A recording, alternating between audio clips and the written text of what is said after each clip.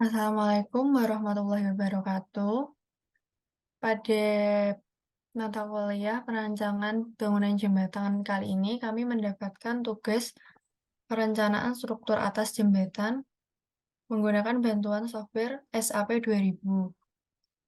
Kami kelompok 18 dengan anggota Irin Dewi Mutiarasari dengan NIM 302022003009 dan teman saya Muhammad Faisal Sistianto dengan NIM 302022000332.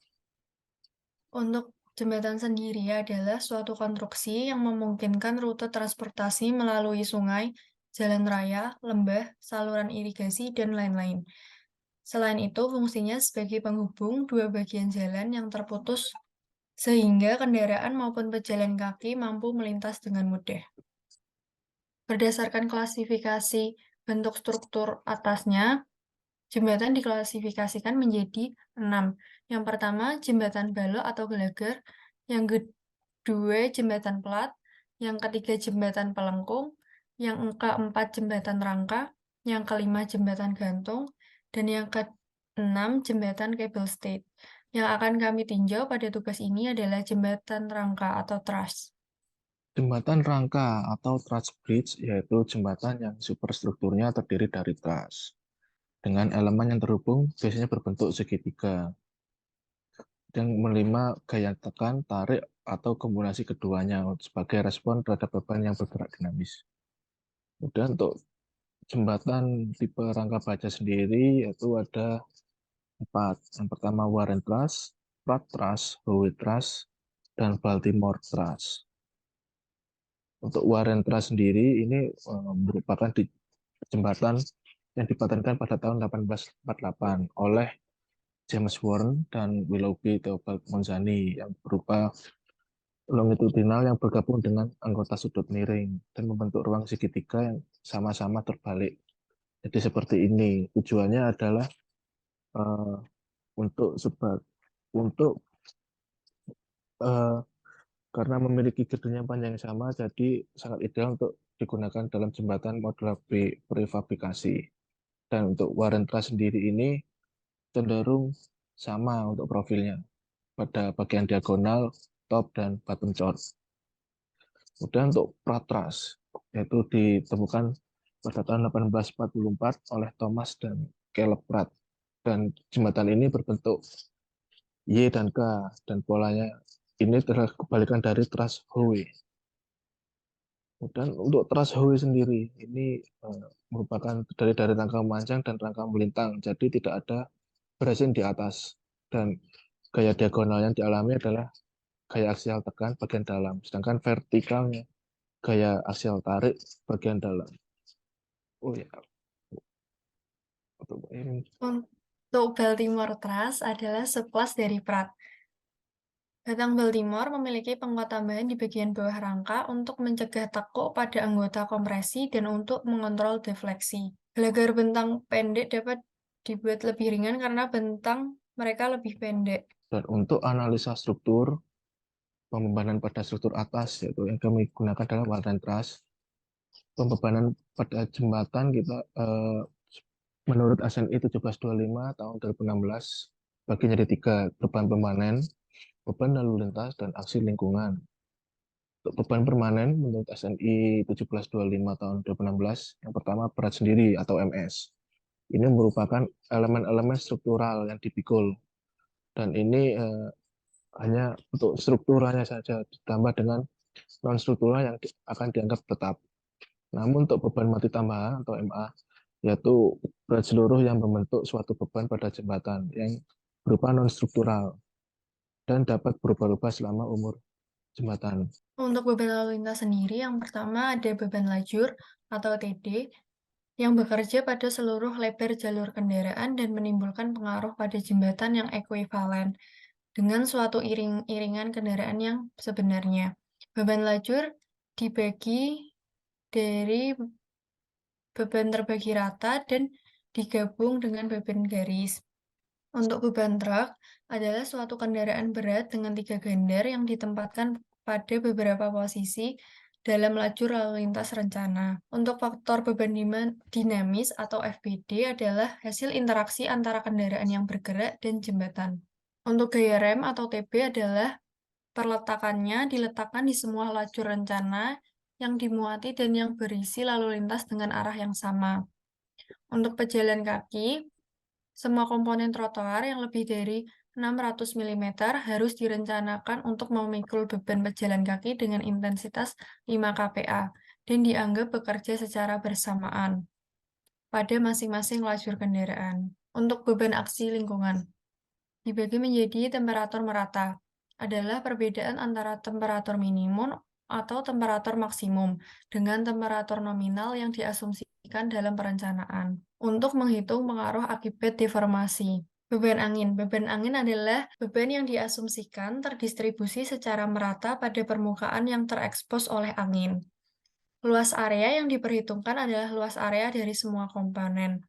Beban angin sendiri dibagi menjadi dua, yaitu beban angin struktur, arah angin rencana harus diasumsikan horizontal, dan beban angin kendaraan. Direncanakan memikul gaya akibat tekanan angin pada kendaraan, di mana tekanan tersebut harus diasumsikan sebagai tekanan menerus sebesar 1,46 Newton per milimeter, tegak lurus dan bekerja 1.800 mm di atas permukaan jalan. Dan terakhir adalah beban gempa. Beban gempa diambil sebagai gaya horizontal yang ditentukan berdasarkan perkalian antara koefisien respon elastik dengan berat struktur ekivalen yang kemudian dimodifikasi dengan faktor modifikasi respon. Dan untuk kombinasi pembebanan terdapat pada SNI sebagai berikut, yaitu yang paling pertama, yang paling kuat adalah kuat 1, di mana beban mati, ada juga beban hidup, dan ada beban-beban yang lain. Kemudian ada beban ekstrim di mana terdapat beban EHI atau gempa dimasukkan. Kemudian ada daya layan 1, ini juga dimasukkan. Kemudian ada yang terakhir adalah fatigue yang berupa hanya gaya hidup saja. Kemudian ada untuk analisa struktur dan perhitungan pembebanan. Yang pertama dari kelompok kami data perencanaan jembatan yaitu sebagai berikut untuk sketsanya dengan jembatan 50 meter, bentang jembatan lebar 13 meter, tinggi 5 meter, dan untuk trotoar 1 meter jadi lantai kendaraan 11 meter. Kemudian untuk tebal lantainya sendiri 30 cm dan tebal trotoar seperti pada patokan melintang ini 30 cm. Dan untuk mutu baja kami gunakan BJ55 dan mutu beton FC30 dengan aspal ACWC setebal 5 cm.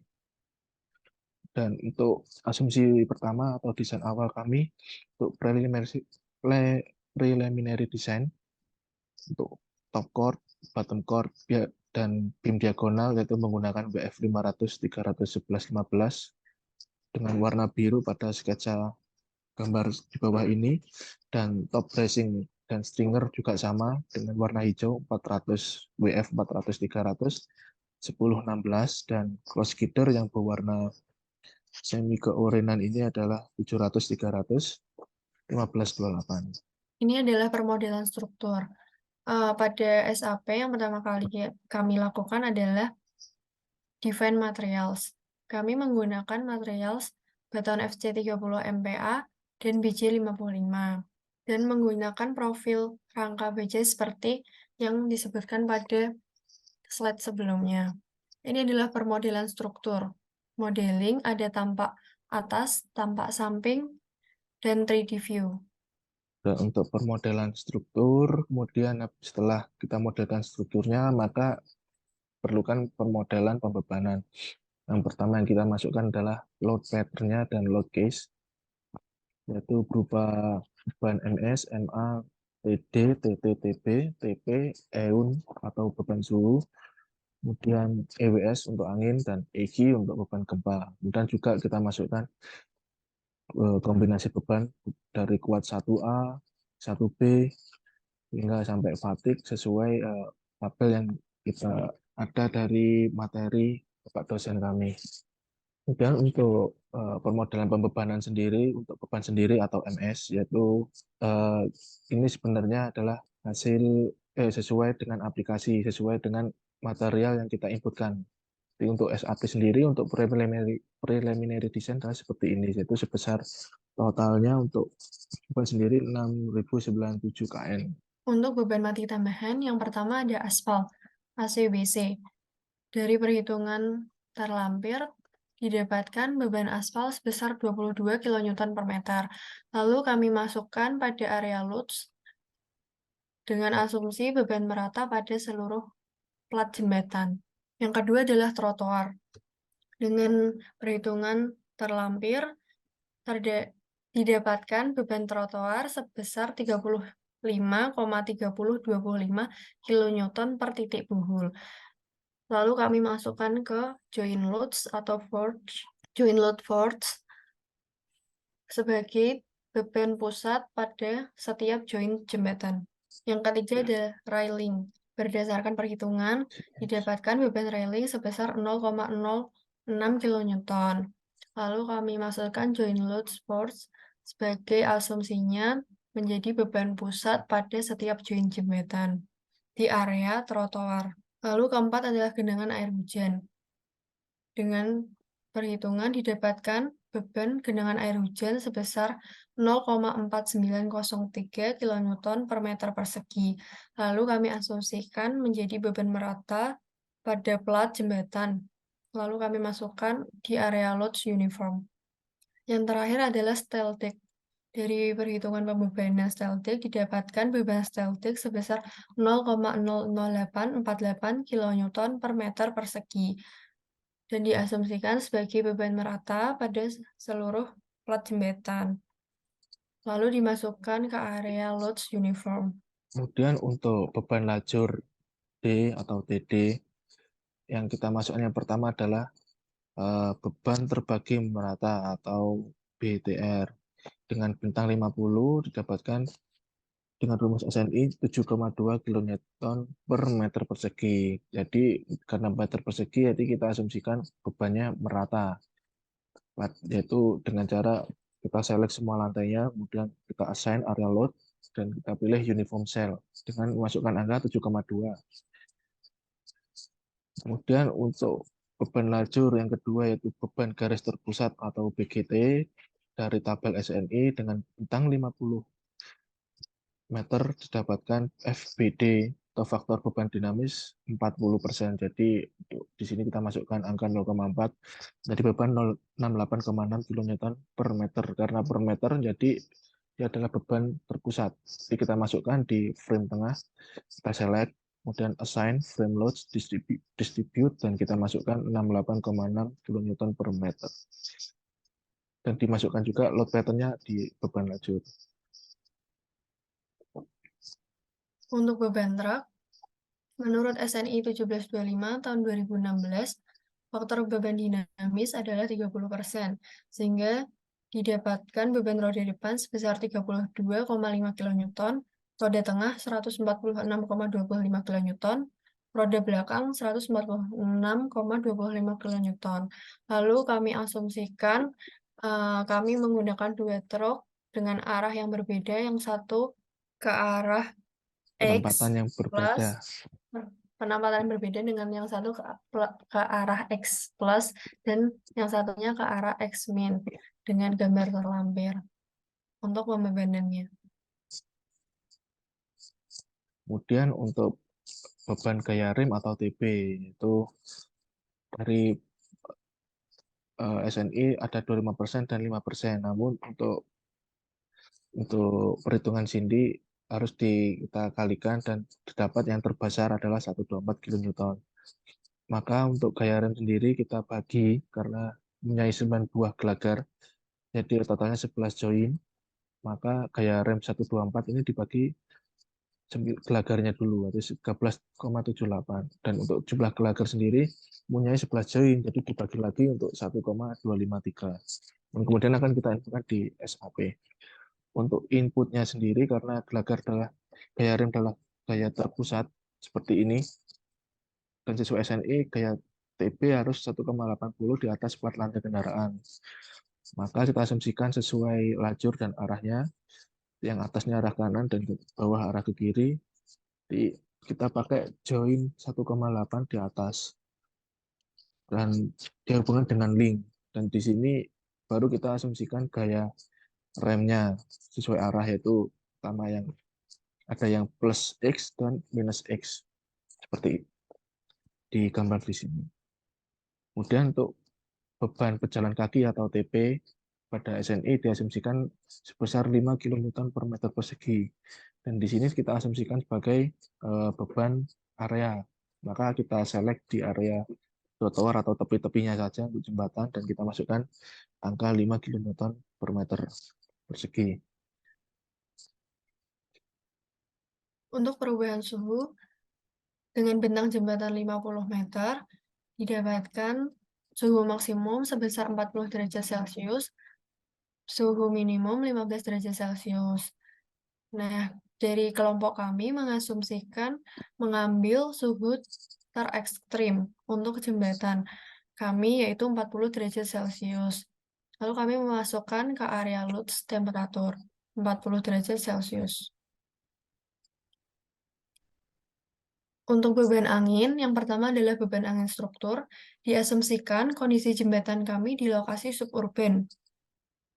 Dengan elevasi struktur, permukaan diukur dari permukaan tanah adalah 10.500 mm, F10 sama dengan FB sama dengan 100 km per jam. Didapatkan tekanan angin horizontal sebesar 103,46 km per jam. Untuk angin tekan pada rangka baja adalah 0,0024 MPa. Untuk angin hisap pada rangka baja 0,0012 MPa. Dengan jumlah join jembatan kami 21 join dan 30% luas area satu sisi jembatan kami adalah 67,5 meter persegi. Sehingga didapatkan angin tekan sebesar 8,257 kN dan angin hisap didapatkan 4,129 kN.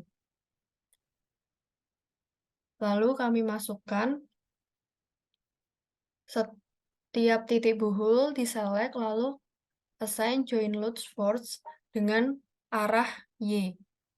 Untuk sisi sebelah kanan adalah beban angin struktur tekan 8,257 kN.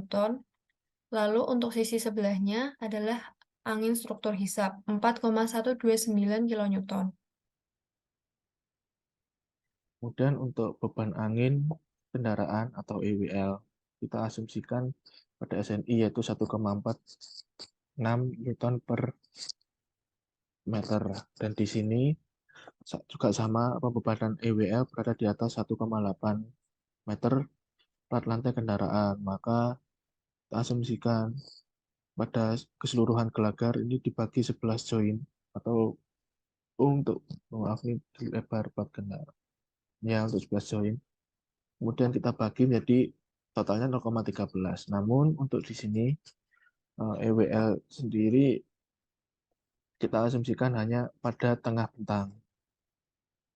Jadi untuk EWL ke batang pertama atau batang ujung-ujung ini kita asumsikan dilimpahkan ke setengahnya, ke EWL 2. Jadi di EWL 2 dan EWL yang paling sini, ujung sini adalah 5 meter ditambah 2,5 karena segmennya 5 meter dan 2,5-nya jarak dari paling ujung. Jadi 0,13 kalikan 5 plus 2, sedangkan untuk setelah batang 2 dan di dalamnya ini adalah tetap dikalikan 5 meter, berarti 0,65 kN.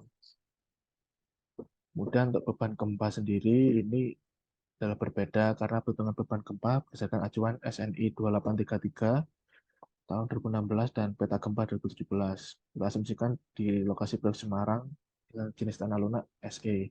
Untuk perhitungan PGA, SS, dan S1 ada sebagai berikut.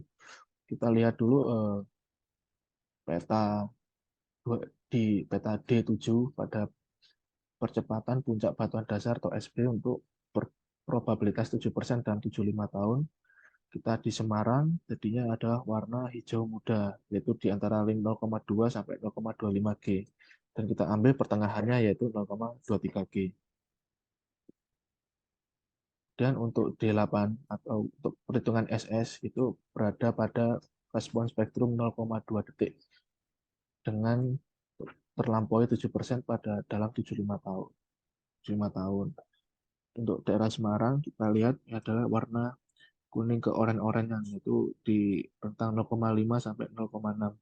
Jadi kita asumsikan rata-rata di 0,55 G. Dan untuk perhitungan S1 yaitu pada peta D9 dengan respons spektrum 1 detik dengan probabilitas tetap yaitu 7% dalam 75 tahun, warna Semarang adalah warna biru muda di rentang 0,15 sampai 0,2. Dan ini kita ambil 0,2. Dari perhitungan tersebut dapat PGA, SS, dan S1, maka dalam tabel SNI untuk FPGA kita harus nilai-nilai dilakukan interpolasi linear karena di tanah lunak FPGA dengan PGA 0,23 adalah di antara warna hijau seperti ini. Antara 1,7 dan 1,2 didapatkan 1,55. Untuk FA terdapat di 0,5 dan 0,75. Jadi kita interpolasikan dapat angka 1,6. Dan untuk FV pada SNI terdapat di tabel 4, yaitu pada tanah lunak dan S1 0,2. Jadi kita masukkan angka 3,2. Dari hasil tersebut, kita harus menghitung bentuk seperti ini, tipikal respons spektrumnya. Dengan AS, rumusnya seperti ini, FPGA kali PGA, untuk yang tadi, dan SDS, seperti berikut, maka akan didapat tabel periode seperti ini. Dan kita hitungkan sampai di periode 4 detik. Dengan asumsi tabel di sini adalah 0,357 ini AS, 0,88 SDS, dan ini hasil akhirnya sampai ke sana. Dan dalam beban gempa di SAP kita masukkan ke define function response spectrum, kemudian akan muncul tabel seperti ini. Maka kita choose user dan add new function. Kemudian kita input data manual yang kita kerjakan tadi di dalam SAP, maka akan muncul grafik seperti ini, yaitu sesuai dengan gambar 4 bentuk tipikal respon spektra di permukaan tanah. Jika ini sudah benar, berarti kita akan masuk ke pembebanan. Dan untuk beban gempa sendiri, yang awalnya kita masukkan di load case ini masih linear, harus kita modify lagi. Dan di dalam modify ini kita masukkan di load case-nya adalah respon spektrum dengan modal kombinasi C-C. Dan untuk EVX atau gempa arah X itu harus di U1 karena U1 ini merupakan arah X, dan untuk EVY atau arah Y kita masukkan di arah U2. Nah, setelah itu maka akan dilakukan analisa.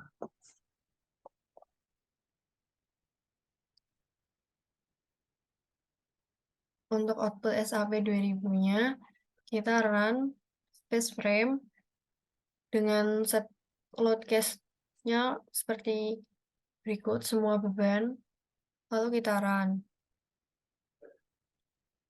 Lalu didapatkan gaya dalam aksial terhadap beban sendiri, seperti pada gambar terlampir. Ada gaya dalam momen terhadap beban sendiri sebagai gambar terlampir.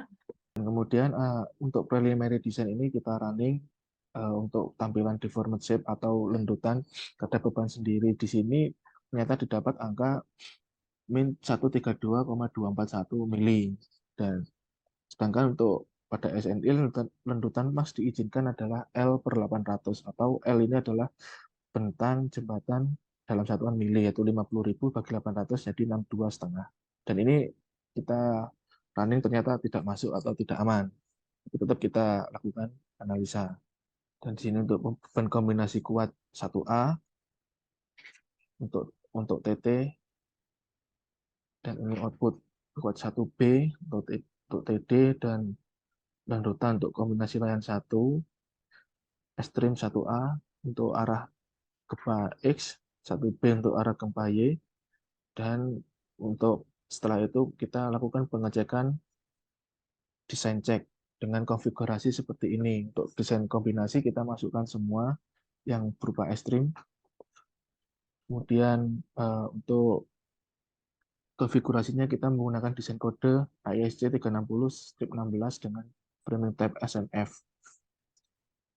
Setelah itu maka didapat dalam preliminary design kami, PMM interaction rasionya masih jelek, yaitu banyak angka di atas 1, seperti angka berikut ini ada 8 dan 9. Maka dapat dikategorikan tidak aman. Maka dari itu kita gunakan desain running lagi untuk perbedaan profil yang sangat kuat. Maka kita coba dengan TC, BC, dan BD-nya kita ubah jadi 950, 950, 30, 40, dan cross girder, karena pada daerah sini yang merah adalah truss di tengah dan cross girder. Untuk yang lain top bracing dan stringernya aman. Sudah kita ubah, kita masukkan lagi dan kita assign dengan warna ungu dan warna oranye. Ini adalah cross girdernya. Kita running untuk di format shape lendutan pada beban mati sendiri, kita running, ternyata dapat untuk angka paling minimum adalah min 35684 mm, di mana pada yang diizinkan tadi 62,5 dan kita berada di bawahnya. Ini mohon maaf, tandanya ini masih salah, maka dapat diasumsikan aman. Dan kita lanjut untuk analisa PMM interaction ratio pada running design.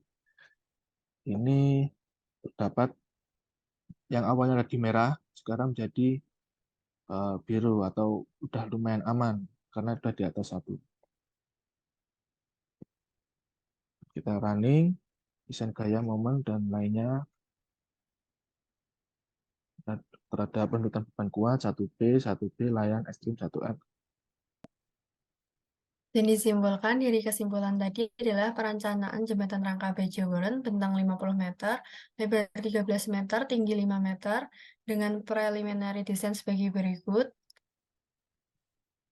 Hasil analisa desain awal rangka tersebut, lendutan beban mati sendiri dengan software SAP 2000 didapatkan 1302,241 mm, di mana lebih besar dari syarat lendutan minimum, yaitu 62,5 mm. Sehingga untuk hasil diagram PMM interaction ratio pada preliminary design menunjukkan rasio lebih dari angka 1, sehingga disimpulkan tidak aman dan perlu perubahan desain profil. Untuk running desain perubahan, kami rubah bagian top chord, bottom chord, beam diagonal, dan cross girder sebagai berikut. Lalu didapatkan hasil lendutan beban mati sendiri sebesar 35,684 mm, di mana lebih kecil dari 62,5 meter. Dapat disimpulkan aman. Dari hasil PMM interaction ratio pada didapatkan hasil PMM interaction ratio pada running design terbaru rata-rata di bawah angka 1, sehingga dapat dikatakan aman. Berikut adalah gambar PMM sebelum dan sesudah. Yang sebelumnya merah banyak, sekarang jadi biru. Dan jadi dapat disimpulkan untuk desain struktur atas jembatan yang kami gunakan adalah menggunakan WF950 yang terbaru ini. Untuk running SAP-nya, contohnya seperti ini adalah contohnya pada daerah pada preliminary design kita running.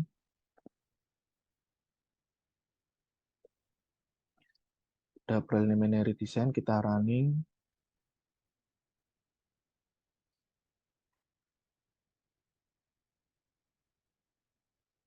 Dan untuk lendutan sendiri udah akan kita didapatkan untuk kontur MSDAT ini sendiri kelihatan ya min 132, ini tidak aman. Kemudian kita cek di untuk PMM desain check-nya,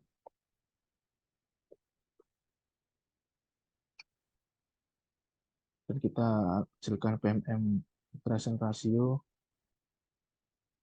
seperti ini.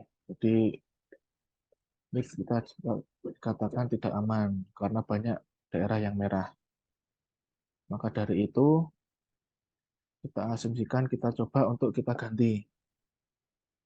Kita ganti pada daerah bottom chord, diagonal, dan top chord. Kita select kita assign frame sectionnya, kita ganti menjadi 950 jadi warna ungu, dan untuk bottom chart bottom mohon maaf, cross Terus girder girder. kita ganti ke 1000. Oke, kemudian kita coba running.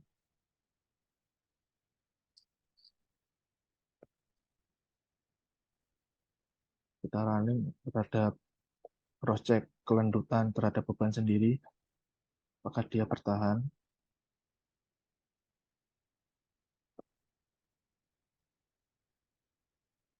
Dan kita cek untuk UZ.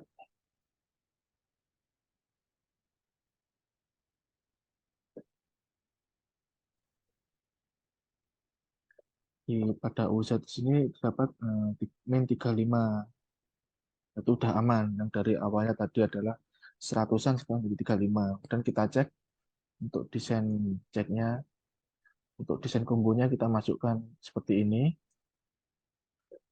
dan kita cek start desain cek.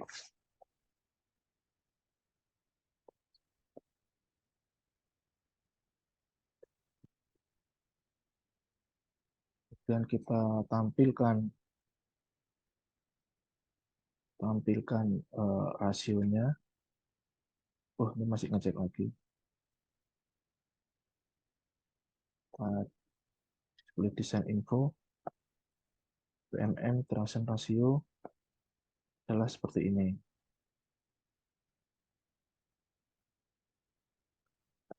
Maka bisa kami simpulkan untuk darahnya aman.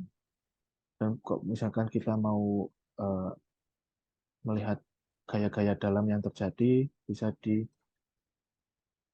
display function and frame.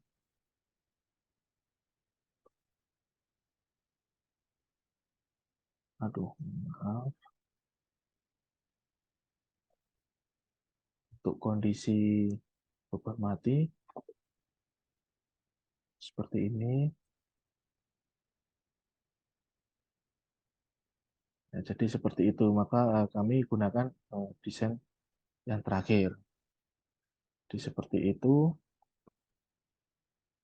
Sekian presentasi dari kami kelompok 18. Saya Muhammad Wassalamualaikum. Konstantistianto dan rekan saya Irinde Ir. Mulyarasari. Wassalamualaikum Assalamualaikum warahmatullahi warahmatullahi wabarakatuh. wabarakatuh.